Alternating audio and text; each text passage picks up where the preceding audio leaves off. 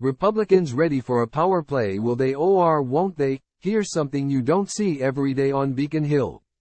Republicans holding nearly all the cards. The question is, when it comes to the $2.8 billion supplemental budget that includes $250 million in emergency shelter money and raises for state workers, are they willing to play them? House Republicans seem prepared to. Minority Leader Brad Jones indicated yesterday that Republicans might block Democratic leaders from trying to ram through the full spending bill in informal sessions without meaningful policy reforms, to stem the migrant surge and to make sure longtime residents in need are not denied housing assistance. We strongly oppose this option, Jones said in a statement. The fact that the Speaker, Senate President and Governor have been unable to reach consensus on the migrant issue shows that this is too contentious an issue to take up in an informal session. But Jones' escalation in rhetoric wasn't fully matched by his Senate counterpart. We need to continue to look at this as a fluid situation, Senate Minority Leader Bruce Tarr told reporters yesterday. It would be irresponsible of me, and not well advised, to lock any of us into a position at this moment. Democrats handed GOP lawmakers unusual leverage by failing to seal a deal on the SUP before formal sessions ended earlier this month. Now, any one legislator's objection in an informal session can derail the bill, and others, Republicans in both chambers, have raised concerns about pouring more money into the shelter system with no end in sight to the migrant surge. They've pressed negotiators to move forward with parts of the larger spending plan, namely the contracts that contain raises for tens of thousands of state workers, while they continue to haggle over the shelter money specifics. Time equals 400 ms. greater than, but Republicans are in just as much of a bind as Democrats are. Blocking the full bill over the migrant money could mean delaying approval of those collective bargaining agreements into January, when formal sessions resume. State workers are balking at the prospect of missing out on their long-promised money for the holidays. Though right now they're pinning the blame on the Democratic legislative leaders. Some workers are planning to gather at UMass Amherst and other colleges and universities today to take actions targeting the legislators who are standing in the way of their payday, per an email obtained by Playbook. Meanwhile, more than 50 representatives and 20 senators, most of them Democrats, have signed onto a letter being circulated by the Massachusetts AFL-CIO calling on the conference committee to pass the spending bill and fund the 95 bargaining agreements immediately. Senate President Karen Spilka is optimistic that a compromise could come this week. Both chambers meet again today, and she's hopeful that said deal would include the whole supplemental budget, rather than just some of its parts. Lawmakers' delay isn't just hurting state workers and the shelter system. Comptroller William McNamara is also stuck waiting for lawmakers to finish their business before he can file an annual financial report that, by law, was supposed to be done by October 31st. McNamara has been in contact with members of the legislature, a spokesperson told Playbook, and is confident that SUP will be signed and enacted in the coming days. Good Thursday morning, Massachusetts. Tips, scoops, budget deals? Email us. Email protected, and email protected. Today, members of the Healey and Biden administrations hold a media availability at their migrant work authorization clinic at 11:30 a.m. in Reading. Boston Mayor Michelle Wu is on Notorious in the Morning at 9:15 a.m. WBUR's Radio Boston at 11 a.m. and attends several tree lighting ceremonies. Time equals 400 ms. greater than. Moving on up, Representative Lori Trahan was elected co-chair of the Democratic Policy and Communications Committee yesterday, giving Massachusetts yet another seat at House Democrats' leadership table. Trahan beat Representative Jason Crow, D. Colo, in a 132-71 caucus vote for the spot previously held by Representative Dean Phillips, D. Min, who stepped aside before launching his presidential bid. As DPCC co-chair, Trahan will help shape the caucus messaging as Democrats aim to take back the House majority in 2024.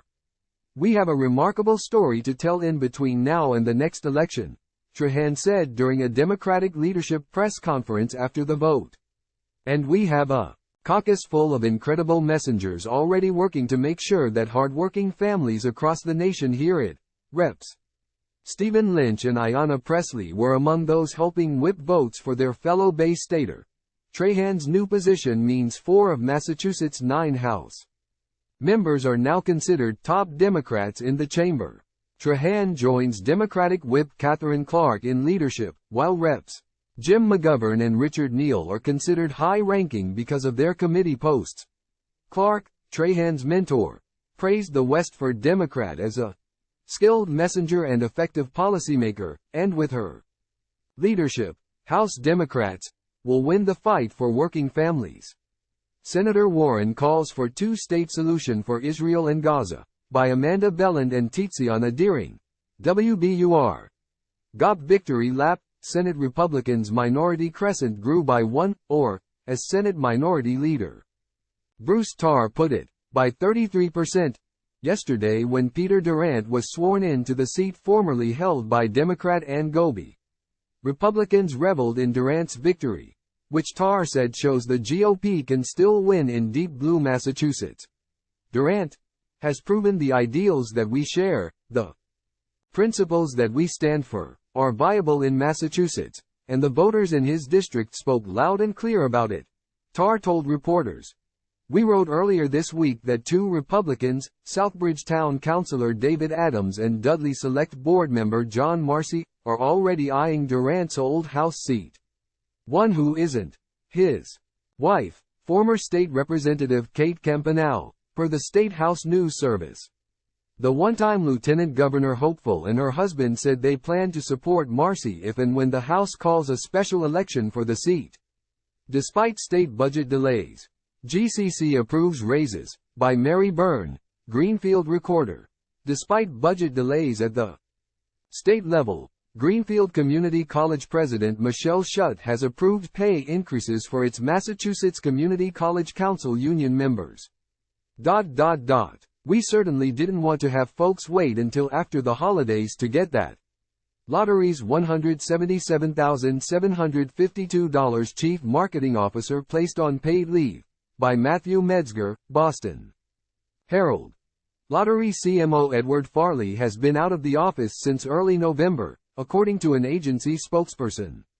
No reason was given for Farley's temporary ouster from his $177,752 per year position, nor was an end date for his leave provided. The right thing to do. YMCA opens doors to migrant families sleeping in MBTA office building, by Matt Stout, Boston Globe. In a bid to piece together help for migrant families waitlisted for emergency shelter, the state is partnering with the YMCA of Greater Boston to provide a place to eat and play during the day for families sleeping in converted conference rooms at the state's transportation building.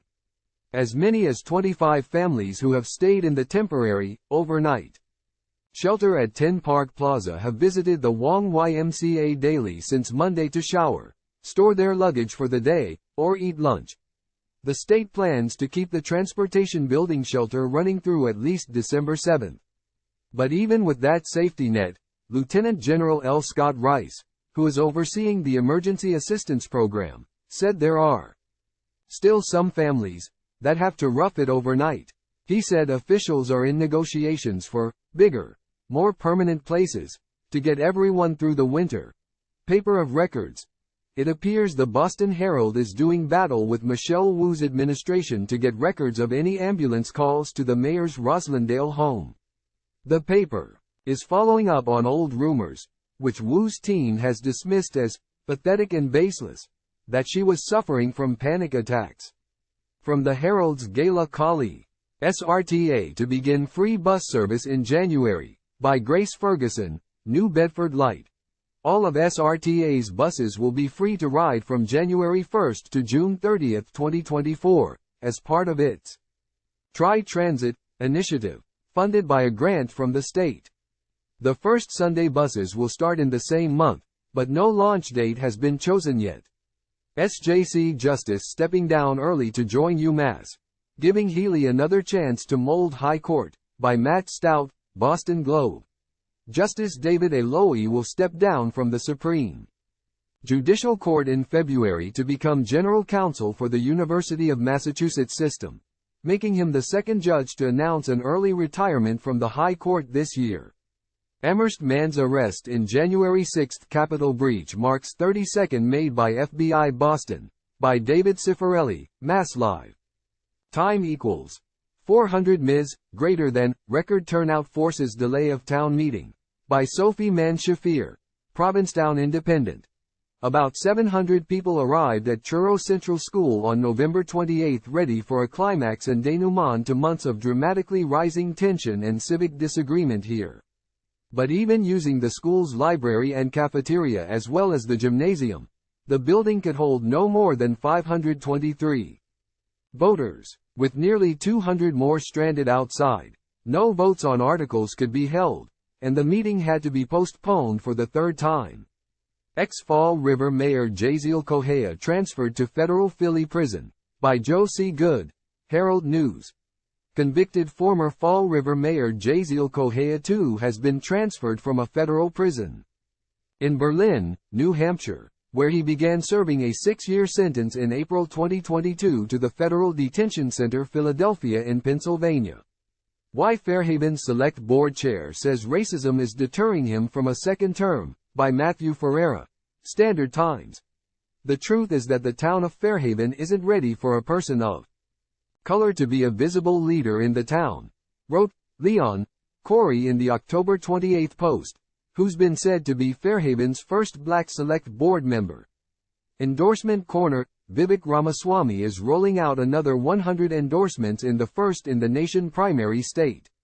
Among the activists and electeds, state reps Cyril Ars, Tim McGow, and Josh Yokela. Ars formerly backed Florida Governor Ron DeSantis, but switched his allegiance to Ramaswamy earlier this month.